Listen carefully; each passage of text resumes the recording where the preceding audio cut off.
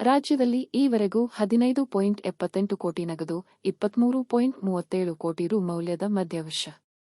ಬೆಂಗಳೂರು ಲೋಕಸಭಾ ಚುನಾವಣೆ 2024ಕ್ಕೆ ನೀತಿ ಸಂಹಿತೆ ಉಲ್ಲಂಘನೆಯಾಗಿರುವ ಪ್ರಕರಣದಲ್ಲಿ ಕಳೆದ 24 ಗಂಟೆಗಳಲ್ಲಿ 6.13 ಕೋಟಿ ರೂಪಾಯಿ ವಶಕ್ಕೆ ಪಡೆಯಲಾಗಿದೆ ಎಂದು ಆಯೋಗ ಮಾಹಿತಿ ನೀಡಿದೆ.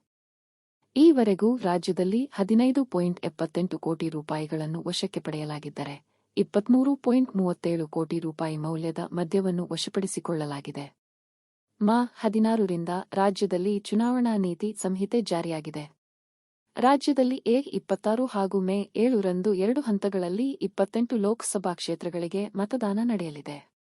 ನೀತಿ ಸಂಹಿತೆ ಪ್ರಕರಣದಲ್ಲಿ 17.3 ಲಕ್ಷ ಮೌಲ್ಯದ ಉಚಿತ ಉಡುಗೊರೆಗಳು, 7.41 ಲಕ್ಷ ಲೀಟರ್ಗಳಷ್ಟು ಮದ್ಯ, 66.34 ಕೆಜಿಯಷ್ಟು 65 ಲಕ್ಷ ರು ಮೌಲ್ಯದ ನಾರ್ಕೋಟಿಕ್ ವಸ್ತುಗಳು, 43 ಕೋಟಿ ರೂಪಾಯಿ ಮೌಲ್ಯದ ಅಮೂಲ್ಯ ಲೋಹಗಳನ್ನು ವಶಕ್ಕೆ ಪಡೆಯಲಾಗಿದೆ ಎಂದು ಅಧಿಕಾರಿಗಳು ಮಾಹಿತಿ ನೀಡಿದ್ದಾರೆ.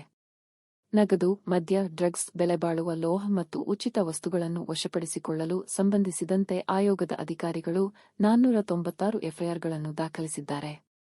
77,627 ಶಸ್ತ್ರಾಸ್ತ್ರಗಳನ್ನು ವಶಕ್ಕೆ ಪಡೆಯಲಾಗಿದೆ. 836 ಶಸ್ತ್ರಾಸ್ತ್ರಗಳನ್ನು ವಶಪಡಿಸಿಕೊಳ್ಳಲಾಗಿದೆ. 8 ಶಸ್ತ್ರಾಸ್ತ್ರ ಪರವಾನಗಿಗಳನ್ನು ರದ್ದುಪಡಿಸಲಾಗಿದೆ. 175 ಪ್ರಕರಣಗಳನ್ನು ಸಿಆರ್ಪಿಸಿಯ ತಡೆಗಟ್ಟುವ ವಿಭಾಗಗಳ ಅಡಿಯಲ್ಲಿ ದಾಖಲಿಸಲಾಗಿದೆ. ಅದರಲ್ಲಿ 826 ವ್ಯಕ್ತಿಗಳನ್ನು ಬಂಧಿಸಲಾಗಿದೆ.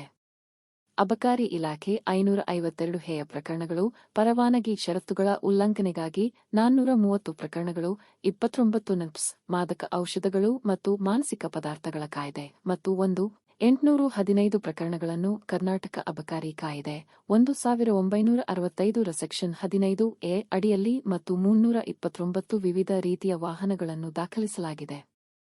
ವಶಪಡಿಸಿಕೊಂಡಿದ್ದಾರೆ.